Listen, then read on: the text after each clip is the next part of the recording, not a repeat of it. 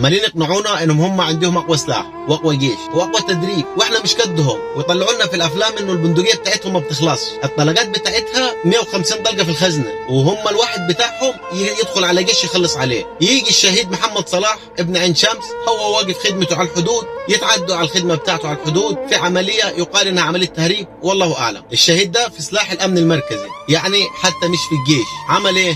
تعدوا على الحدود، اشتبك معاهم، قتل 2 منهم، وفي واحد هرب طلب الدعم. لما جت دعم قتل واحد تاني منهم، واصاب 2 في حاله صعبه، ويقال ان هم فيهم واحد توفى واستشهد لما الذخيره بتاعته خلصت. لكن لو معاه ذخيره كان خلص على الباقيين ومحدش كان يعرف يعمل معاه اي حاجه. الشهيد ملهوش اي انتماء سياسي عن لسان اصحابه، والموضوع ما فيهوش اي عمد، كان حادثه وحادثه فرديه، وهو خد قرار فردي وتعامل بيه من حبه لبلده، وهو حس انه الناس دي بتشكل